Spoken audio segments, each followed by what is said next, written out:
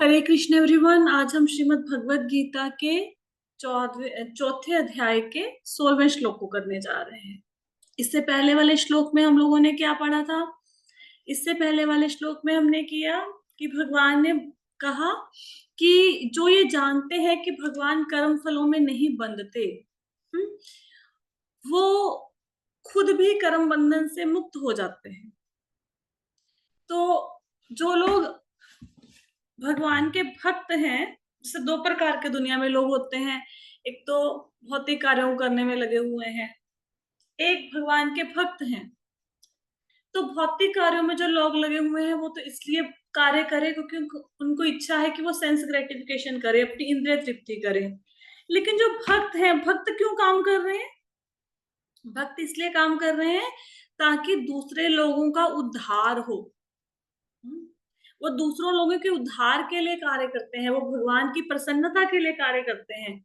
भक्त ये नहीं कह सकता कि मैं तो भगवान का भक्त हूँ, मेरे को तो मुक्ति मिल जाएगी, मुझे कार्य करने की क्या जरूरत है। ऐसा नहीं है। भगवान के भक्त भी कर्म करते हैं। जैसे हनुमान जी हैं, हनुमान जी भगवान के शुद्ध भक्त है ना।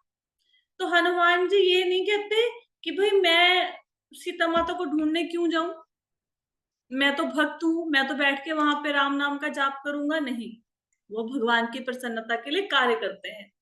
तो जिस प्रकार पूर्व प्राचीन काल में भगवान को अर्जुन बता रहे हैं कि पूर्व समय में जो लोग हुए हैं उन्होंने अपने कर्तव्यों का पालन करते हुए, अपने कर्मों को मुझे समर्पित करते हुए मुक्ति को प्राप्त किया है, उसी प्रकार तुम्हें भी कर्म करना चाहिए, युद्ध करना चाहिए। ये हमने कल किया। आज नेक्स्ट श्लोका करते हैं। नेक्स्ट श्लोका है किम कर्मेति कवयोप्यत्र मोहितः तते कर्म प्रविक्ष्यामि यज्ज्ञात्वा मोक्ष्यसे शुभात्।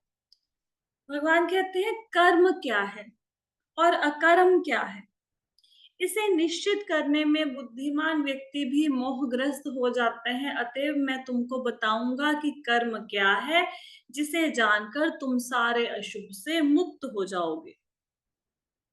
अब यहाँ पे दो टर्म आई हैं, एक कर्म एक अकर्म।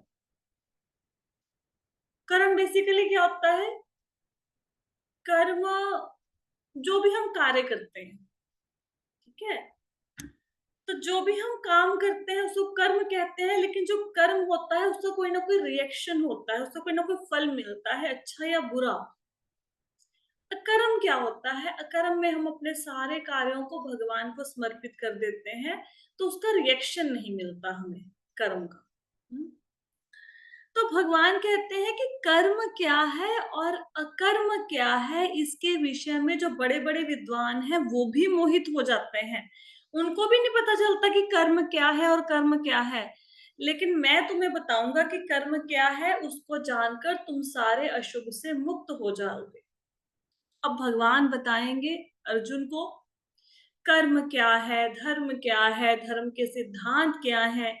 ये भगवान कृष्ण स्वयं अर्जुन को बताएंगे ताकि अर्जुन मोहित ना हो जाए, क्योंकि कर्म क्या अकर्म क्या इसके विषय में बड़े बड़े विद्वान मोहित हो जाते हैं।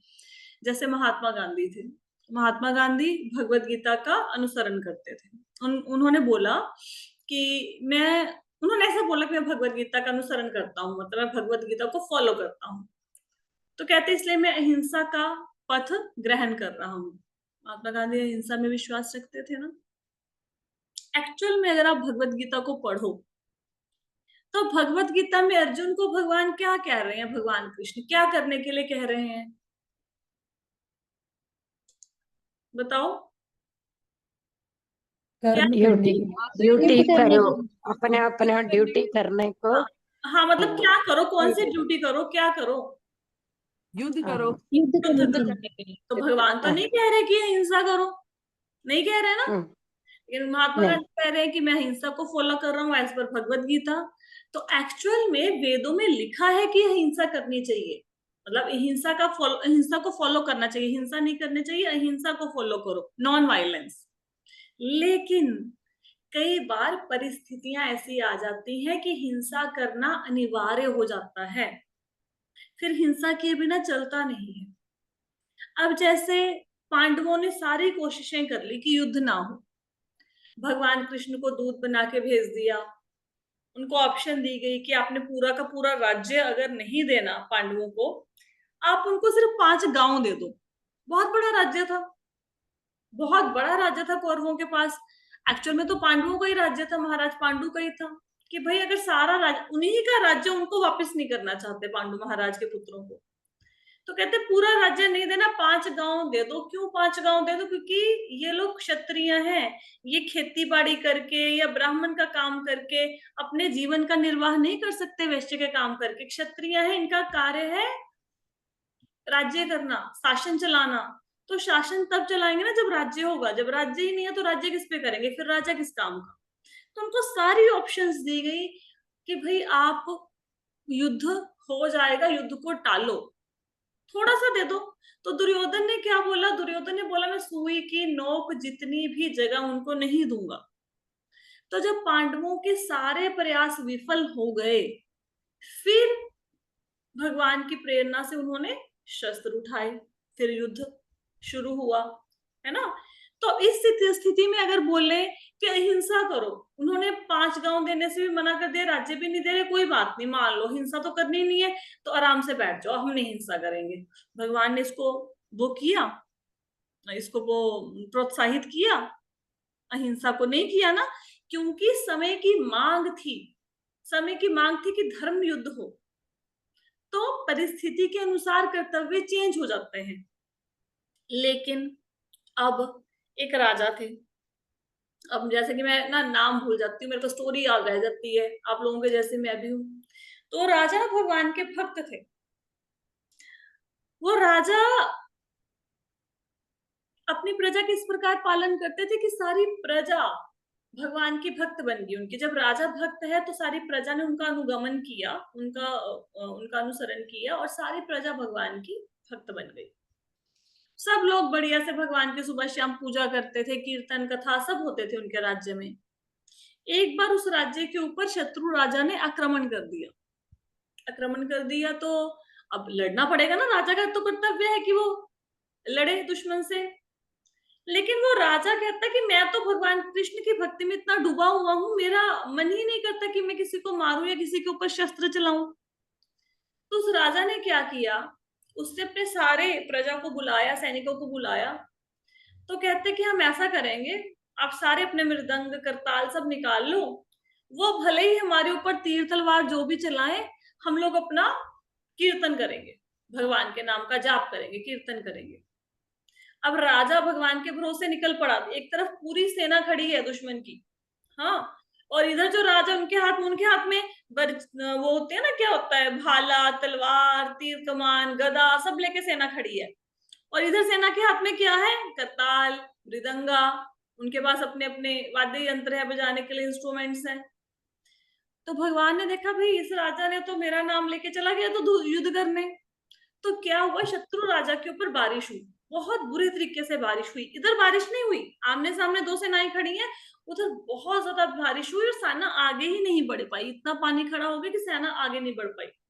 तो उनको समझ आ गया शत्रु राजा की ये तो भगवान के भक्त हैं।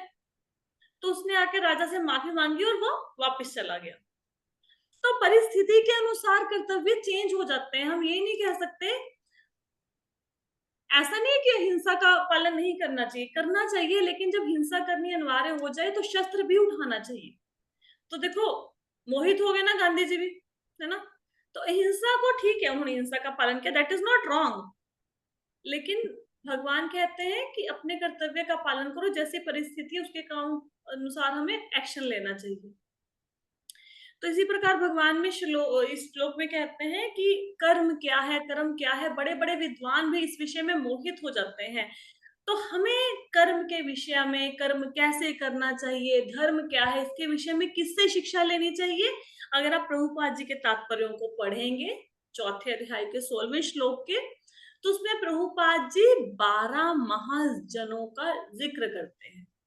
12 महाजन हैं जिनको फॉलो करते हुए हमें जैसे उन्होंने कार्य किया वैसे ही कार्य करना चाहिए।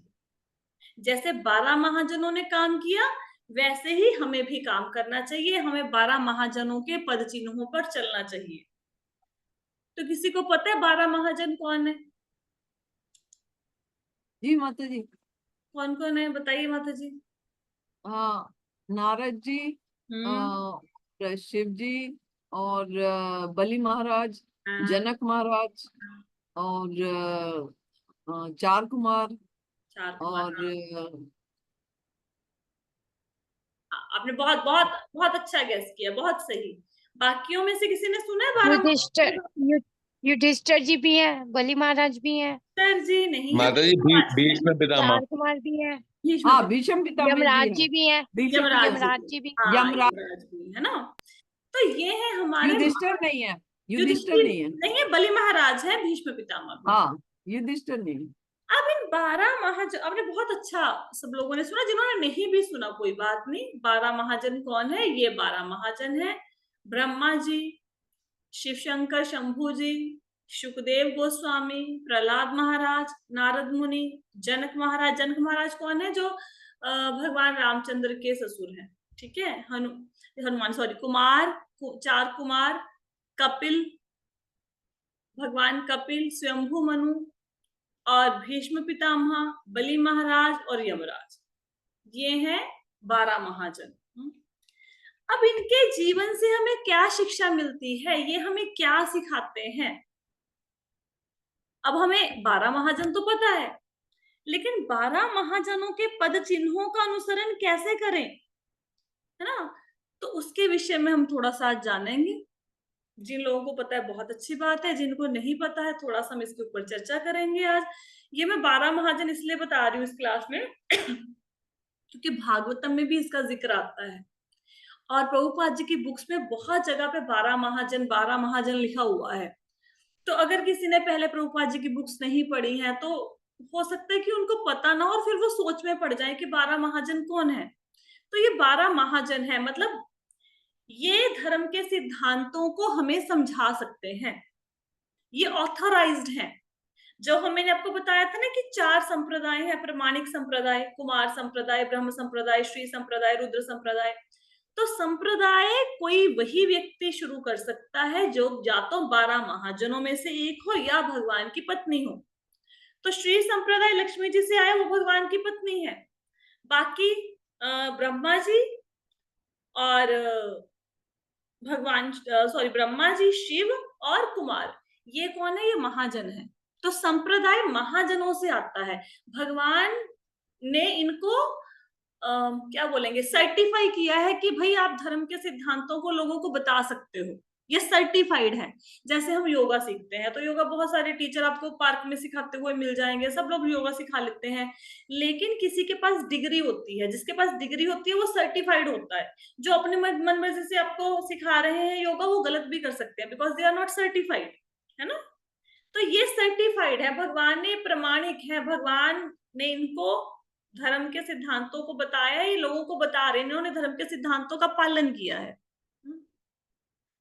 तो सबसे पहले है ब्रह्मा जी। अब ब्रह्मा जी सृष्टि की रचना करते हैं, भगवान ने इनको सृष्टि की रचना करने की पावर दी है।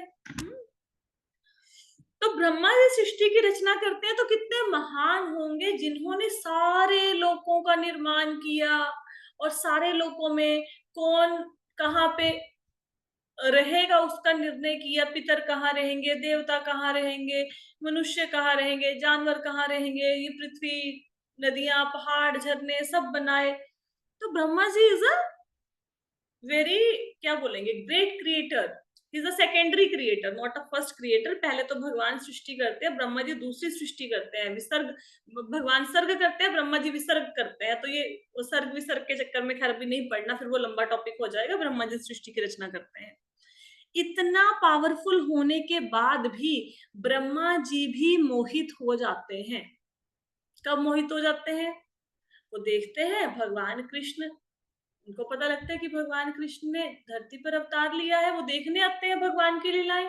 क्या देखते हैं? कि भगवान ग्वाल बालों के मुख से उनका जूठा खा रहे हैं। तो मोहित हो जाते हैं कि भगवान तो यज्ञों का जो हवन में जो हम आहुतियां डालते हैं, जो हवि डालते हैं, वो खाते हैं। भगवान ये थोड़ा ना खाएंगे, ग्वाल वालों का जूठा खाएंगे। तो ब्रह्मा जी क्या करते हैं, परीक्षा लेने के लिए उनके गैया बछड़ों को छुपा देते हैं। तो भगवान क्या करते हैं, भगवान वैसे ही खुद का विस्तार कर लेते हैं। जितने ग्वाल बाल और गैया ब्रह्मा जी ने छुपाई होती है, भगवान उन्हें ही प्रकट कर देते हैं, अपना ही विस्तार करके। तो फिर ब्रह्मा जी देखते हैं कि भाई मैंने तो सारा कुछ छुपा दिया था, भगवान के गैया बछड़े ये कहाँ से आ गए दोबारा से। जहां पे छुपाया था वहां पे जाके देखते हैं, वहां पे गाय और बछड़े हैं। इधर देखते हैं, वृंदावन में भी गाय बछड़े हैं। तो ब्रह्मा जी को समझ आ जाता है कि स्वयं भगवान है, कोई दूसरा इंसान ऐसा नहीं कर सकता। तो क्या सीखने को मिलता है हमें ब्रह्मा जी से, कि अगर भगवान की माया, ब्रह्मा जी कौन है, सबसे पहले भगवान के नाभि कमल से, जब सृष्टि की रचना भी नहीं हुई थी, कौन प्रकट हुए, ब्रह्मा जी, है ना। तो फर्स्ट भगवान की रचना है ब्रह्मा जी। लेकिन अगर वो भी भगवान के विषय में मोहित हो सकते हैं, तो हमारे जैसे बद्ध जीवों का तो कहना ही क्या है, हमें तो बहुत जल्दी मोहित हो जाएंगे, है ना। सेकंड कौन है, शंभु। अब शंभु, भगवान शिव के बारे में तो सब लोगों को पता ही है ना। तो भगवान शिव से क्या सीखने को मिलता है, भगवान शिव वैष्णवों में सबसे सर्वोच्च है। जितने भी वैष्णव हैं उसमें सबसे बड़े कौन, भगवान शिव। भगवान शिव क्या करते हैं, पूरा दिन भगवान के नाम का जाप करते हैं। और भगवान शिव को क्या कार्य मिला हुआ है, भगवान शिव को ये कार्य मिला हुआ है कि जितने लोग तमोगुनी हैं, भूत प्रेत पिशाच, उन सबकी अपलिफ्टमेंट का कार्य है, उन सबके उद्धार का कार्य किसके ऊपर है, भगवान शिव के ऊपर। शिव के ऊपर सारा कार्य तमोगुनी लोगों के उद्धार का। तो शिव जी क्या करते हैं, जो तमोगुण में फंसे हुए लोग हैं, धीरे धीरे धीरे धीरे उनको अपलिफ्ट करते हैं, रजोगुण में, फिर सतोगुण में, फिर धीरे धीरे भक्ति के मार्ग पर लेके जाते हैं। आप में से कईयों ने ये देखा होगा कि कृष्णा कॉन्शियसनेस में आने से पहले आप लोग शिव के भक्त होंगे और बड़े अच्छे भक्त होंगे शिव के, और फिर सडनली आप कृष्णा कॉन्शियसनेस में आ गए। ऐसा हुआ किसी के साथ, इट्स वेरी कॉमन जी माता जी। ना। तो जब शिव प्रसन्न होते हैं अपने भक्तों के ऊपर, तो उनको कृष्ण भक्ति प्रदान कर देते हैं। अब शिव जी से क्या सीखने को मिला, पहली बात तो ना एक चीज देखो, कितने महाजन है टोटल बताओ, स्क्रीन पे कितने नजर आ रहे हैं, कितने महाजन है, 12। 12, है ना। आपको पता है कई बार हम लोग क्या कहते हैं, ये जो ब्रह्मचारी है ना, ये ब्रह्मचारी लोग भक्ति कर सकते हैं, इनको कोई और तो काम है नहीं, सारा दिन तो मंदिर में रहना है, इन्होंने ना हस्बैंड की रोटियां बनानी है, ना कोई बच्चों की सेवा करनी है, ना बच्चों को पढ़ाना लिखाना है, कोई रिस्पॉन्सिबिलिटी तो है नहीं, सारा दिन सिर्फ भगवान की ही सेवा करनी है ना। तो इनके लिए तो नाम जपना बड़ा इजी है, हमारे लिए मुश्किल है ना, गृहस्थों के लिए बहुत मुश्किल है। अब आप ये बताओ, ये जो महाजन आपको नजर आ रहे हैं स्क्रीन में, इसमें कितने आपको सन्यासी त्यागी या ब्रह्मचारी दिखते हैं, और कितने इसमें से गृहस्था हैं, बताओ।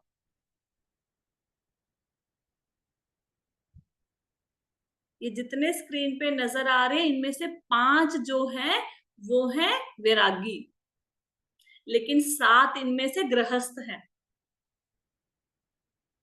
शिव कौन है, वो त्यागी है कि गृहस्थ है, बताइए। गृहस्थ है। गृहस्थ है, पत्नी है ना उनकी, है ना। हाँ, तो ये जब 12 महाजनों में से 7 गृहस्थ है, सिर्फ 5 त्यागी हैं, जब वो भगवान की भक्ति कर सकते हैं जो 7 गृहस्थ हैं, तो हम क्यों नहीं कर सकते भाई, कर सकते हैं ना। अब इनके जीवन से यही शिक्षा लेने वाली है। अब शिव जी के जीवन से क्या सीखने वाला है, शिव जी के जीवन से सीखने वाला है कि गृहस्थ हैं, गृहस्थ होते हुए भी इनकी पत्नी कौन है, बताओ, भोलेनाथ की पत्नी कौन है, पार्वती। और पार्वती माता के अंडर क्या आता है, क्या कंट्रोल करती हैं वो, अन्नपूर्णा माता महागौरा। जी है। वो पूरे भौतिक जगत को कंट्रोल करती हैं।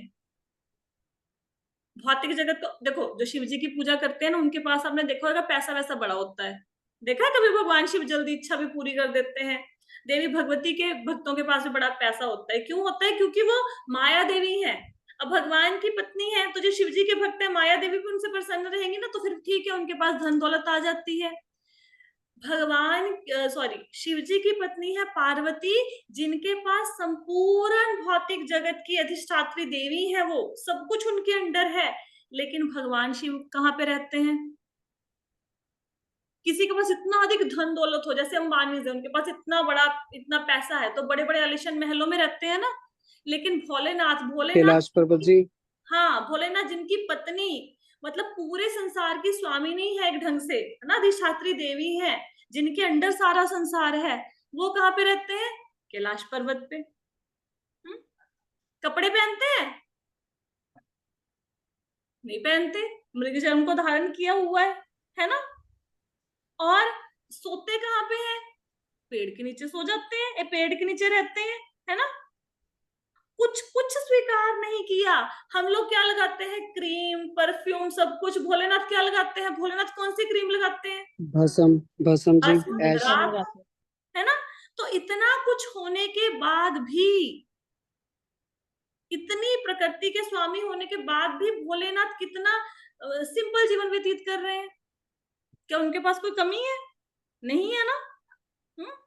भाग्य की देवी जो दुर्गा देवी है, वो जिनकी पत्नी है, इतनी सुंदर जिनकी पत्नी है, वो कैसे रहते हैं? सादगी में, दरिद्रता में रहते हैं वो।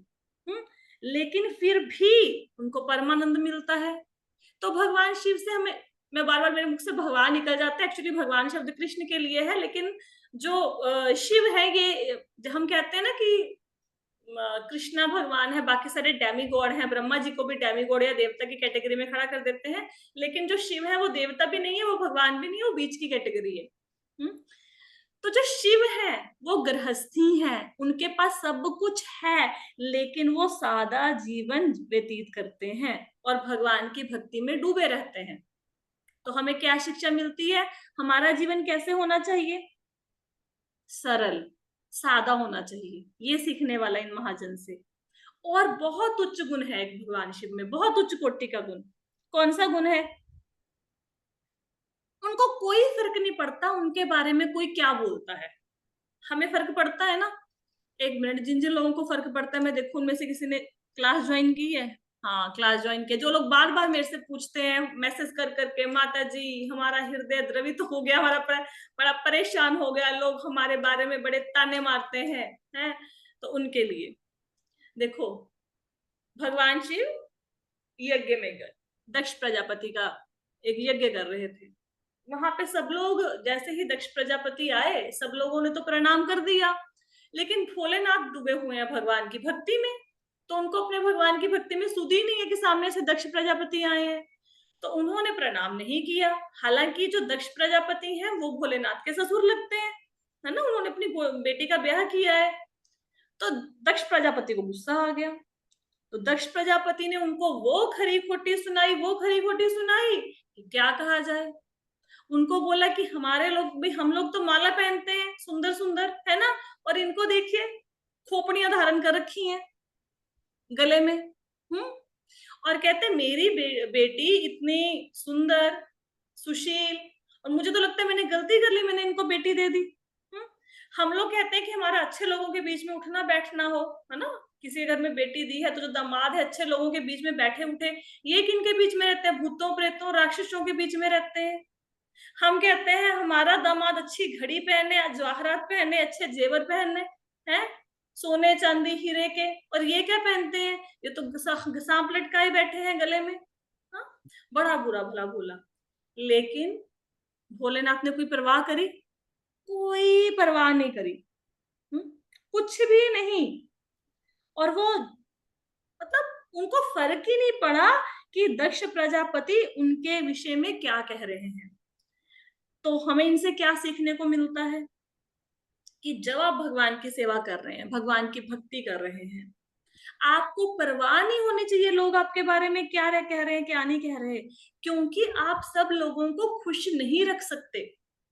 आप दुनिया में कोशिश करेंगे ना कि भाई मेरे माता पिता भी मेरे से खुश रहे, बहन भाई भी खुश रहे, मेरे नेबर्स भी मेरे से खुश रहे, मेरे सास ससुर भी खुश रहे, मेरा पति भी खुश रहे, बच्चे भी खुश रहे, मेरे आस पड़ोस वाले फ्रेंड्स भी खुश रहे। नहीं रख पाओगे। कैसे खुश रखोगे? हाँ, लोगों को खुश रखने का मतलब पता है क्या है? कि आप तराजू में मेंढक तोलने की कोशिश कर रहे हो। एक तराजू लो, है ना, उस तराजू में मेंढक डालो 15-16, उनको तोलने की कोशिश करो, तोल कभी नहीं पाओगे। क्यों? कभी एक मेंढक छलांग लगा देगा, कभी दूसरा मेंढक छलांग लगा देगा। तो एक आधा इंसान तो आपसे शक्ल बना के हमेशा रखेगा, वो आपके एक्शंस के ऊपर रिएक्शन देगा ही देगा। भगवान जो कृष्ण के भक्त होते हैं, वो परवाह नहीं करते, आपको फर्क नहीं पड़ना चाहिए कि लोग आपके बारे में क्या कह रहे हैं। लोग बोलेंगे बड़ा तिलक विलक लगा के घूम रहे हो, धोती कुर्ता पहन के घूम रहे हो, हैं बड़े भक्त बने फिरते हो, मन में तो तुम्हारे पाप है, 36 तरह की बातें कहेंगे। क्या फर्क पड़ता है? जब शिव शंकर को फर्क नहीं पड़ा, तो हमें भी इनसे क्या शिक्षा मिलती है? हमें सादा जीवन और लोगों की परवाह नहीं करनी। लोग आपके बारे में कुछ भी बोलते रहे, क्योंकि हम लोगों को खुश करने के लिए हमारा जन्म नहीं हुआ है धरती पर। हमारा जन्म हुआ है भगवान की भक्ति करने के लिए। हमने एक को ही खुश करना है, गुरु को, भगवान कृष्ण को। बाकी कोई खुश है चाहे नहीं है, हमें कोई मतलब नहीं। ठीक है, सोचना नहीं है। आगे कौन है? सुखदेव गोस्वामी। अब सुखदेव गोस्वामी से क्या सीखने को मिलता है? सुखदेव गोस्वामी कौन है? जिन्होंने श्रीमद् भागवतम कही है, परीक्षित जिन्होंने, महाराज को हाँ, व्यासदेव जी परीक्षित के, महाराज को सुनाई थी। हाँ, परीक्षित महाराज को भागवतम सुनाई थी। व्यासदेव जी के पुत्र हैं सुखदेव गोस्वामी। तो सुखदेव गोस्वामी, देखो, इनसे हमें बहुत कुछ सीखने को मिलता है। क्या सीखने को मिलता है? पहले तो ये कीर्तन के आचार्य हैं। अगर किसी को श्रीमद् भागवतम की कथा करनी है, भगवान की कथा करनी है, तो कैसे करनी चाहिए?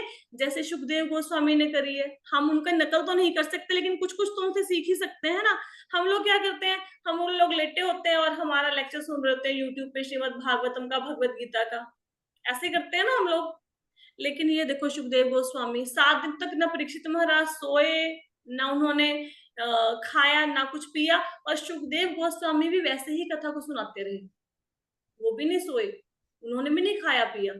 हाँ, और उनकी आसक्ति कोई नहीं है। मतलब जन्म के इमीडिएटली बाद वो भाग लिए कि मैं अगर घर में रहूंगा, पिताजी शादी करा देंगे, मैं माया के बंधन में फंस जाऊंगा। भाग लिए, तो माया से दूर रह रहे हैं सुखदेव गोस्वामी। और क्या सीखने को मिलता है? कि कोई इंसान इसलिए बड़ा नहीं होता कि अगर उसकी उम्र बड़ी है तो हम कहें इंसान बड़ा है। नहीं, इंसान बड़ा होता है अपने गुणों से। सुखदेव गोस्वामी ने जिस सभा में श्रीमद् भागवतम की कथा को सुनाया, वहां पे नारद मुनि, वशिष्ठ, विश्वामित्र, अत्रि मुनि, व्यास देव जी, कितने बड़े बड़े, और इनसे उम्र में कितने बड़े बड़े लोग बैठे, और ज्ञान में भी, है ना, ज्ञान भी है उन लोगों के पास, बड़े बड़े तपस्वी बैठे हैं। लेकिन सब लोगों ने क्या डिसाइड किया कि व्यास आसन पे कौन बैठेंगे? सुखदेव गोस्वामी। क्या एज है? 16 साल की। तो कोई उम्र से बड़ा नहीं होता, ज्ञान से बड़ा होता है।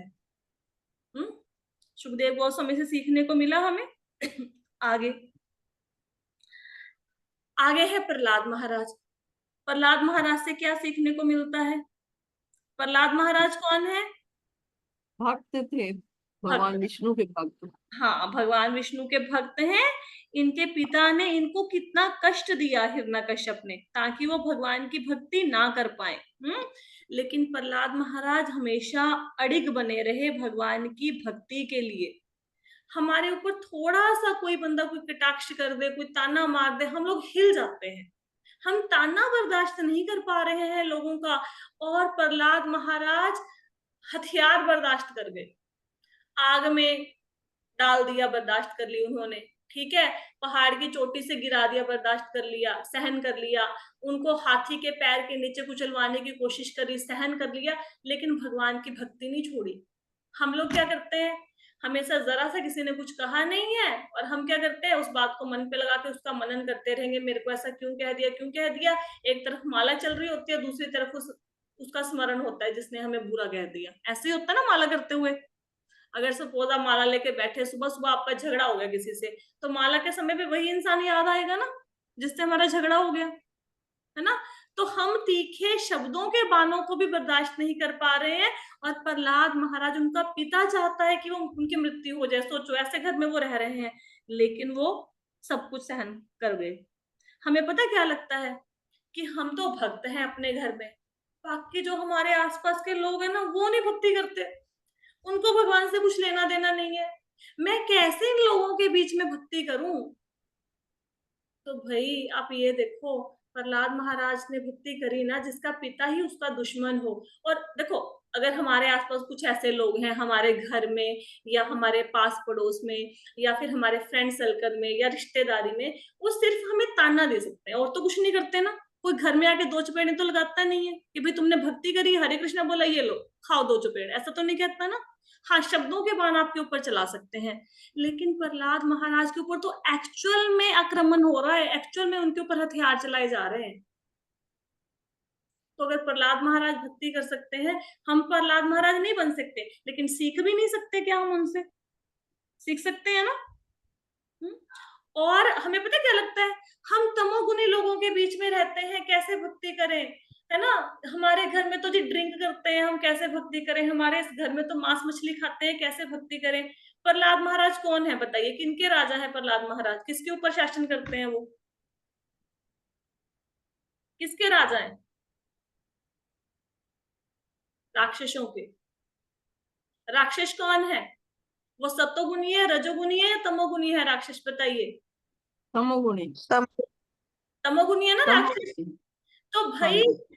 तमोगुणी लोगों का राजा, सब जगह तमोगुणी तमोगुणी लोग, और वो इतने बड़े भगवान के भक्त की तमोगुणी लोगों के बीच में रहते हुए भी 12 महाजनों की कैटेगरी में आ गए, प्लस वो गृहस्थी हैं।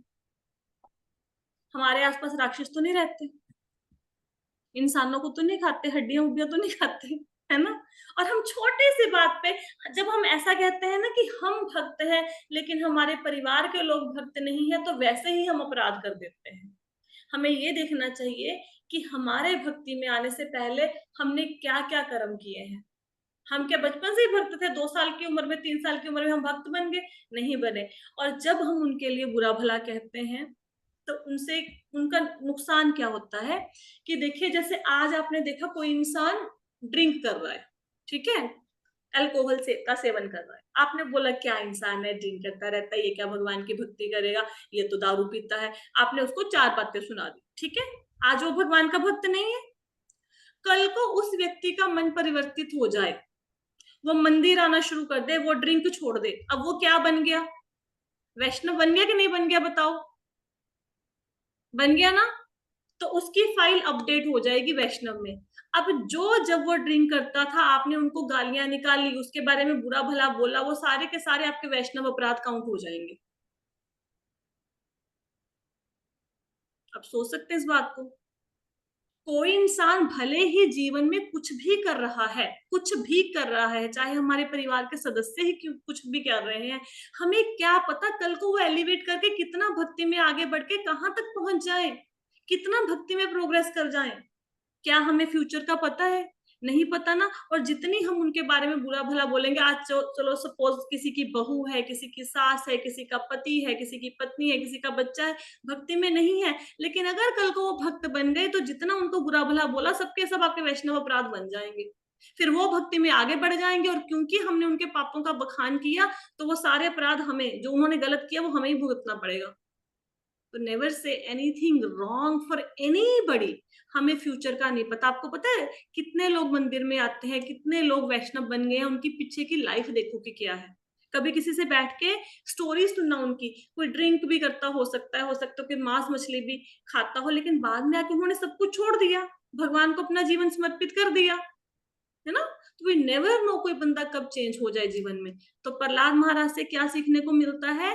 तमोगुणी लोगों के बीच में रहते हुए भी, राक्षसों के बीच में रहते हुए भी, कैसे कीचड़ के बीच में रहते हुए भी वो कमल के फूल की भांति खिल गए। तो ऐसे ही हम भी भक्ति कर सकते हैं, भले ही हमारे आसपास की परिस्थितियां कैसे भी क्यों ना हो। सीखने को मिला ना। आगे कौन?